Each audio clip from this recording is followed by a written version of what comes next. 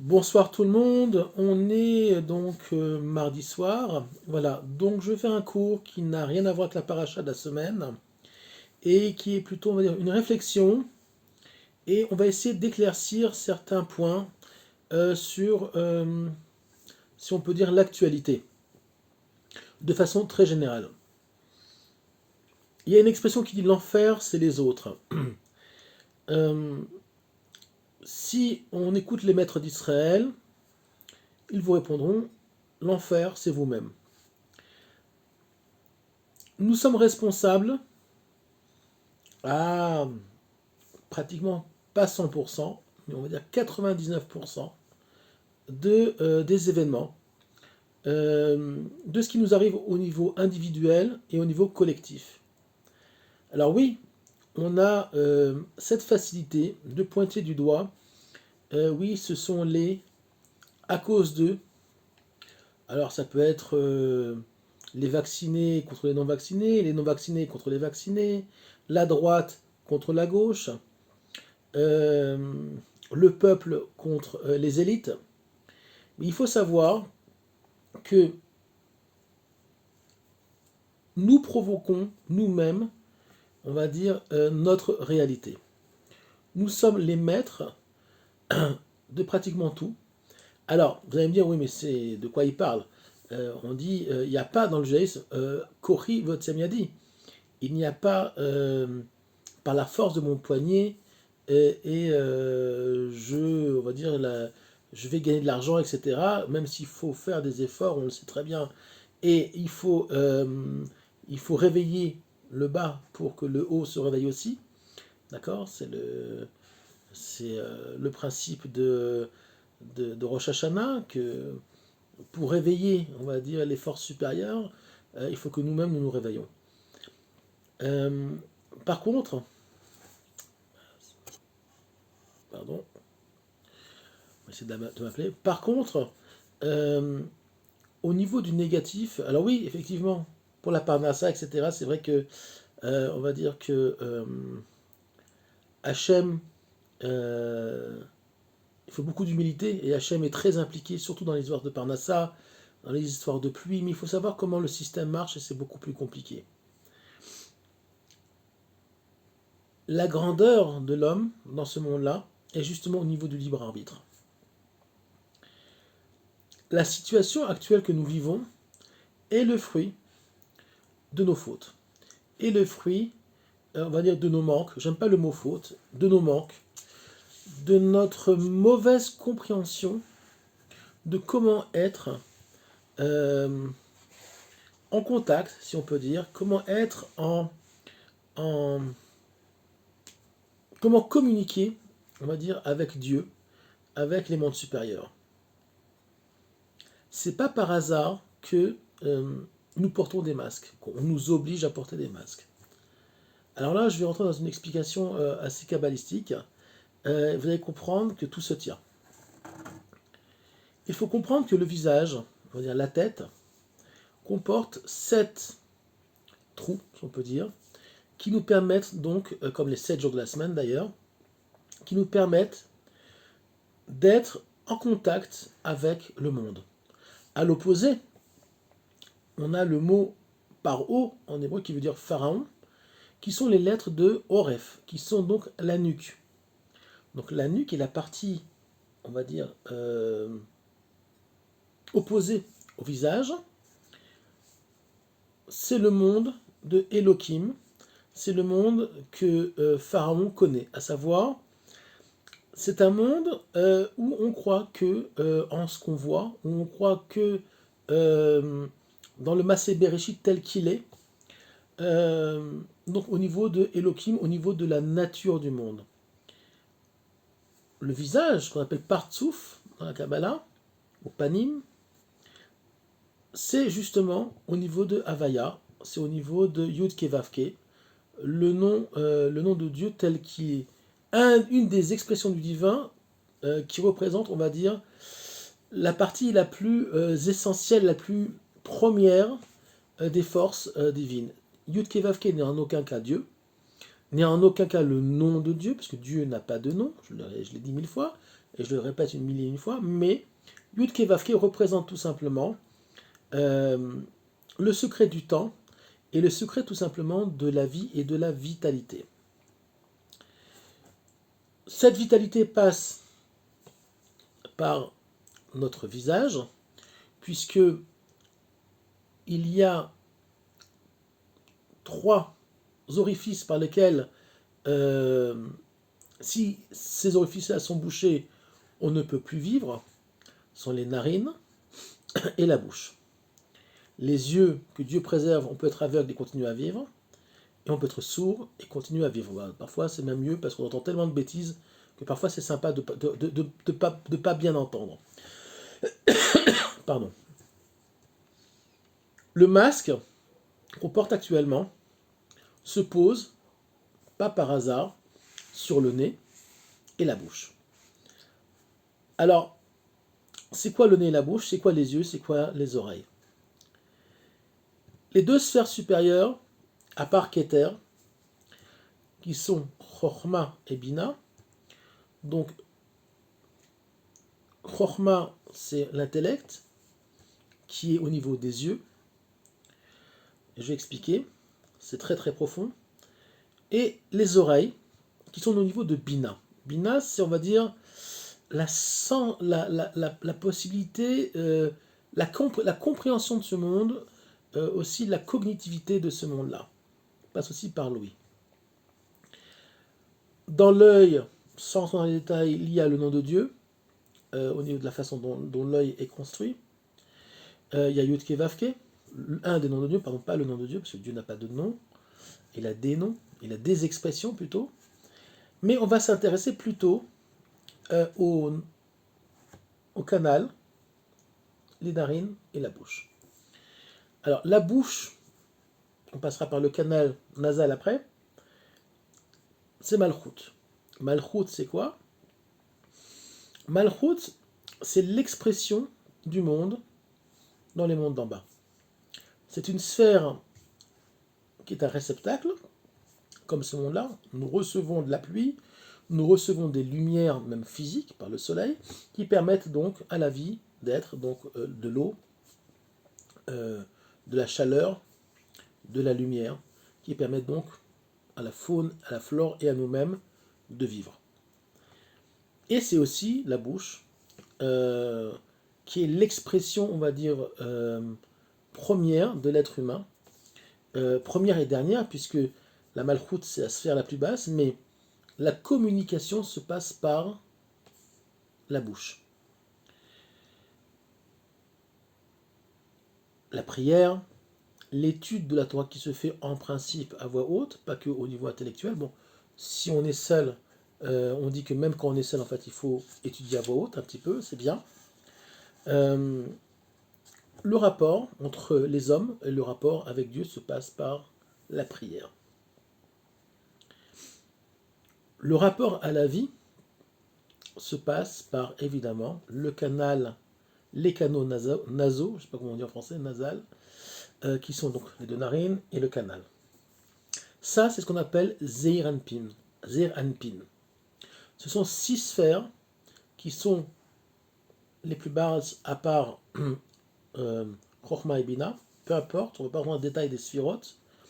Mais c'est tout simplement le Vav, la lettre Vav, qui représente aussi le chiffre 6, dans le nom Yud Ke Vav Ke, l'expression du divin la plus élevée. C'est la lettre qui va permettre le contact entre le haut et le bas. C'est quoi un Vav? C'est un Yud, donc, qui est tiré vers le bas, donc qui fait la jonction entre le monde d'en haut et le monde d'en bas. C'est comme un pied, comme ça. Un pied de table, c'est la partie qui va permettre à la table donc d'être entre le plateau et le sol. Il n'y a pas de plateau qui tient tout seul. La lettre Vav, c'est aussi la lettre 2 qui veut dire et, V, et, on rajoute. Donc c'est la connexion, c'est une lettre de connexion. Comment s'appelle en hébreu l'air qu'on respire. Avir. Avir s'écrit avec un Aleph, un Vav, un Yud et un Resh. Si on enlève le Yud, qui est la lettre, une des lettres divines, le Yud et le Aleph c'est 1 et Yud c'est 10, le Yud en fait c'est un Aleph mais dans la multiplicité. Donc si on enlève le Yud, on a le mot Or, qui veut dire lumière. En langage plus moderne, énergie. Qu'est-ce qu'on respire? Avir, qui sont les mêmes lettres que, je viens d'expliquer, la même source que Or. Or, lumière divine. On sait très bien que si on ne respire pas 4 à 5 minutes, on meurt, que Dieu préserve. Donc, qu'est-ce qu'ils ont voulu? Qu'est-ce qu'on nous a mis sur le visage? Un signe, comme quoi nous sommes déconnectés de deux choses. D'abord, des mondes supérieurs, puisque le Vav est la connexion entre le monde supérieur et le monde inférieur par les narines, et la bouche, ce qui nous permet donc d'être en contact, d'être en connexion avec le divin. Alors évidemment, on peut faire des brachot même avec un masque, heureusement. On peut respirer aussi avec un masque, mais c'est pas naturel. C'est pas quelque chose, on va dire, de normal. Donc si on peut dire, c'est une marque qu'on nous a mis sur le visage, comme quoi la connexion au divin. Alors ça passe par des Rechaim, ça passe par des mauvais gens, évidemment, mais Dieu utilise le mal, comme dit le Ramchal, le mal est le piédestal du Tov, du bon, du positif. L'âne du Mashiach, ok, euh, transporte le Mashiach. Évidemment, c'est une image. Donc le mal, c'est le Hamor, l'âne, c'est quelque chose de très très très matériel. C'est un animal très très simple au niveau de la fonction qu'il a. Et il est juste là pour porter.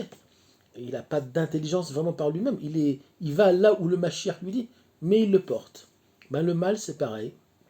Le mal, les mauvais gens, ceux qui nous ont mis les masques sur le visage, a priori, sont au service du divin. Ils ne le comprennent pas. Eux croient qu'ils vont assujettir le monde et ils vont transformer le monde comme eux veulent, mais ce qu'ils ne comprennent pas, c'est que eux-mêmes sont les ânes du Mashiach. Eux-mêmes sont au service, directement, même indirectement ou directement, vous voyez ça comme vous voulez, des forces du bien. Alors, oui, c'est pas marrant, oui, c'est difficile, mais il faut comprendre que nous vivons apparemment, si on peut dire, une période d'éducation. Hachem nous a mis dans cette position-là pour qu'on commence à se poser les vraies et les bonnes questions sur l'existence. Et en tout cas, j'espère pour vous, ou pour chacun de nous, euh, quels sont mes rapports à Hachem, quels sont mes vrais rapports à Dieu. Pourquoi Dieu laisse, si on peut dire comme ça, les forces du mal nous obliger à faire des choses qu'on ne veut pas faire. Entre autres, porter des masques en nous faisant croire que si on ne les porte pas, on va tomber très très malade, etc. D'abord, il faut savoir une chose que c'est faux, puisque les masques qui sont vendus dans le commerce ont été retirés. Alors j'espère qu'on va pas censurer cette vidéo. Les masques, j'ai gardé d'ailleurs, bon peu importe, les masques avant étaient vendus dans des boîtes où il y a marqué que ça ne protège pas des maladies. Ce sont des masques qui sont juste là pour protéger de la poussière. Les vrais masques, on va dire, qui protègent des grippes, des maladies virales, sont des masques, oui, il y en a sur le marché aussi, qui coûtent entre 70 et 80 shekels en Israël. Il y a même des masques à 150 shekels, qui, oui, eux, protègent pour de vrai. Mais la plupart des masques qui sont vendus sur le marché ne servent à rien. Médicalement, ils ne servent à rien. C'est pour ça, je ne sais pas si vous avez remarqué, qu'ils sont vendus dans des nylons transparents, avec rien marqué dessus. Il y a juste l'importateur. Il n'y a rien marqué dessus. Il n'y a surtout pas marqué qu'ils protègent d'un virus ou quoi que ce soit. Tout simplement pourquoi? Parce qu'au début, quand ils ont commencé à mettre les masques sur le marché, il y avait marqué sur les boîtes, effectivement, j'avais pris en photo que ça ne protège de rien, à part la poussière. Et bien malgré ça, si vous ne mettez pas un masque, on vous donne une amende, qui peut être même très chère. Donc il y a quelque chose d'un petit peu de, on va dire, de surnaturel, quelque chose d'un petit peu pas normal dans la logique de ce qui se passe actuellement. Pourquoi? Parce que tout simplement ce qui se passe, la période qu'on vit est d'une logique divine. Elle n'est pas au niveau d'une logique humaine. On voit bien que euh, on nous a mis un petit peu dans une position de choix entre une chose et une autre, entre la vie et la mort, entre des choix qui sont pas logiques, puisque on nous impose tant bien que mal. Alors, il y a des pays où on impose plus difficilement que d'autres, plus durement que d'autres, euh, soi-disant quelque chose qui va nous protéger, et tout le monde sait très bien aujourd'hui que ça protège de rien du tout. On peut contaminer les autres, on peut se retrouver à l'hôpital quand même, on peut en mourir quand même de ce virus. Euh, donc il y a quelque chose d'illogique. On est dans une période complètement illogique. Des gens en bonne santé meurent, des gens plus malades résistent. Moi je connais une dame qui a 93 ans, qui a eu le Covid.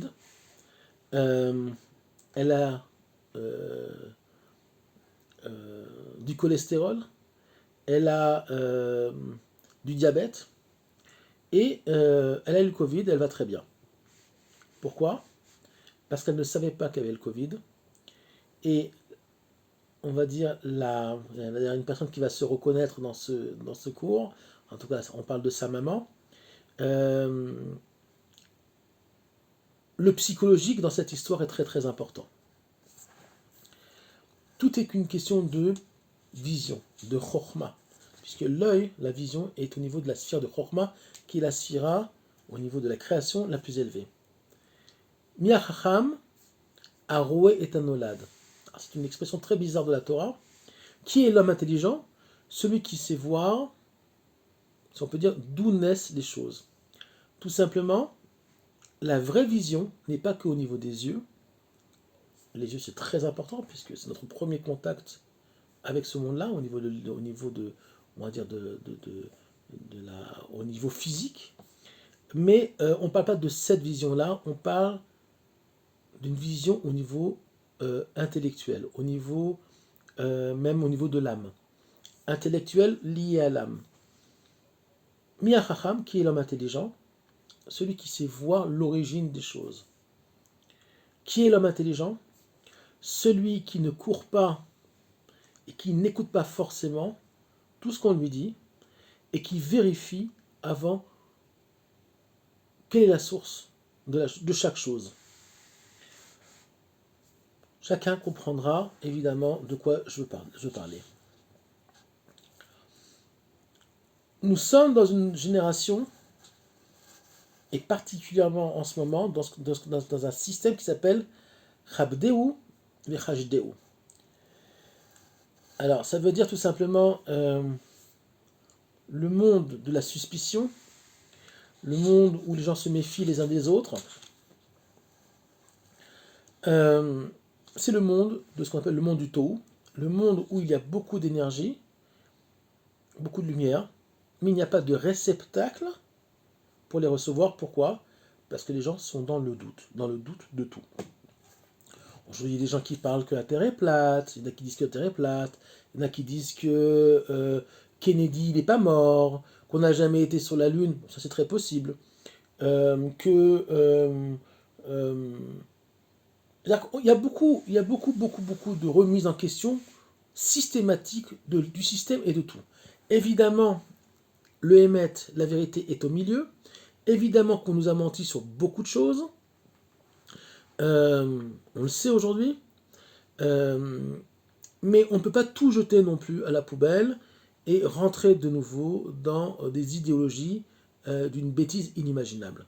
Et pourtant, la génération d'aujourd'hui, qui est une génération qui devrait être intelligente, a perdu un petit peu le nord, si on peut dire, et s'est perdu par la multitude des médias, par la multitude des informations, dans mille et un, dans mille et une, comment dire, idéologies, pensées, qui ne sont là que pour nous séparer les uns des autres.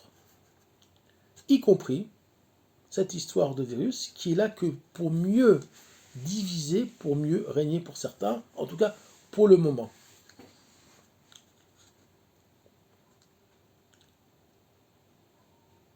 Le monde lui-même a besoin d'unité et tout le problème, toute la problématique de ce monde-là depuis Adam et Ève, c'est un problème d'unité, d'union, d'équilibre. Et particulièrement dans notre génération où il y a tant de multitudes de médias, d'informations, on ne sait plus, en tout cas pour ceux qui ne sont pas dans la Torah réellement, on ne sait plus ce qui est vrai et ce qui est faux. On est prêt à croire tout et n'importe quoi parce que tout simplement on est perdu. On a perdu nos points de repère et on va dire, on est tellement déçu du système qu'on est prêt à croire que tout ce qui est en dehors du système est juste. Ah oui, le système est pourri. Oui, le système nous a menti, mais tout n'est pas faux non plus. Même dans le système qui est pourri, il y a des choses positives et il y a des choses vraies. Le mot idéologie vient du grec idéa, et de ce mot idéa, on a sorti aussi en français le mot idiot, en anglais aussi d'ailleurs. Pourquoi? Parce que nos sages nous disent, qui sont les idiots? Ceux qui sont dans une idéologie sans équilibre. On est avec une idée, une seule idée par rapport à toutes les idées qui sont possibles dans le monde, et tout ce qui n'est pas exactement dans cette idée-là, par exemple comme le communisme, c'est faux, c'est pas bon.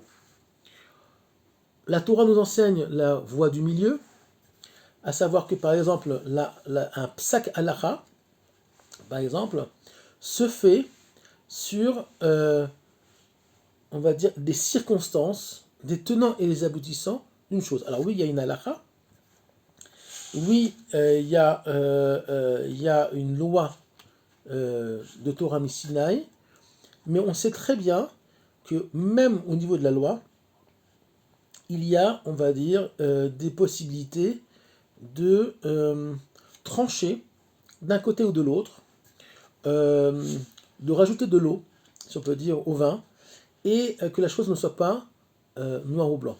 Alors, il y a des choses qui sont noir et blanc, oui, mais il y a toujours, on va dire, Dieu a donné à l'homme, aux sages d'Israël, toujours la possibilité de nuancer. Nous ne sommes plus dans un monde de nuances. Il y a tellement de nuances aujourd'hui qu'il n'y a plus de nuances. C'est-à-dire que on a coupé la branche sur laquelle on était assise. C'est-à-dire, à force de tout nuancer, on a fait un monde qui n'a plus de sens. Plus du tout. Et quand un monde n'a plus de sens, ok, c'est un monde qui stagne. Or, quelle est la dynamique du monde? C'est la connexion à Dieu. Pour ceux qui en ont une, ou ceux qui ont un Dieu, la connexion à Dieu est une connexion dynamique. Ce n'est pas comment dire, une connexion qui est stagnante. D'où on le sait. Le mot bracha, par exemple. Le mot bracha vient du mot aussi, l'origine du mot bracha vient du mot berer, le genou en hébreu. Je l'ai déjà expliqué dans un cours que, évidemment, si nos jambes n'avaient pas de genoux, on ne pourrait pas avoir une marche normale, on ne pourrait pas marcher. On voit les gens qui ont le genou dans le plâtre, ils peuvent avancer difficilement. On ne pourrait pas avoir la dynamique de marche qu'on a quand un homme est, on va dire, en bonne santé avec ses membres qui fonctionnent. Donc le genou, en hébreu, berer, est la source du mot bracha, qui veut dire dynamique, le mouvement. Ça permet le genou permet le mouvement. C'est quoi la bracha? Il y a deux significations pour le mot bracha. C'est ce qu'on appelle lashon hamshacha. Ça vient aussi du langage de tirer à soi. Donc on tire le divin vers le bas. Ok, c'est pas nous qui disons une chose qui monte vers le haut. On tire le divin vers le bas par la bracha. On donne de la place à Dieu dans ce monde-là. Et un langage de dynamique, un langage de on est en chemin, on est en route. Donc il y a toujours une dynamique. C'est comme le vélo, si on pédale pas, on tombe. Le secret de la Géoula, c'est justement le monde où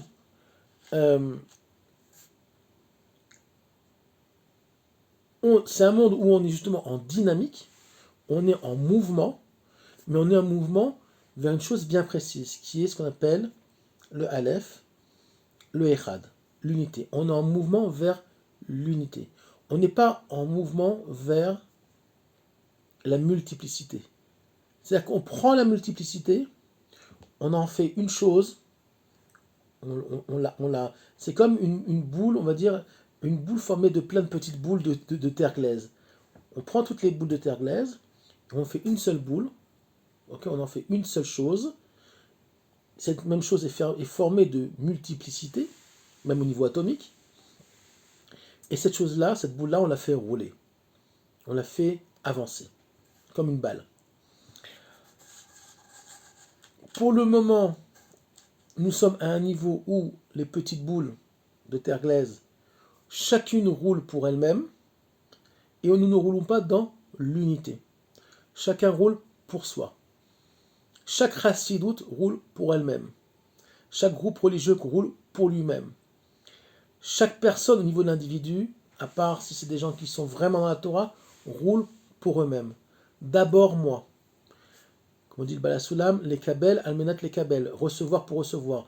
D'abord moi, après les gens du périmètre qui sont autour de moi, dans le meilleur des cas, et après peut-être les autres, et après encore peut-être le Ham Israël.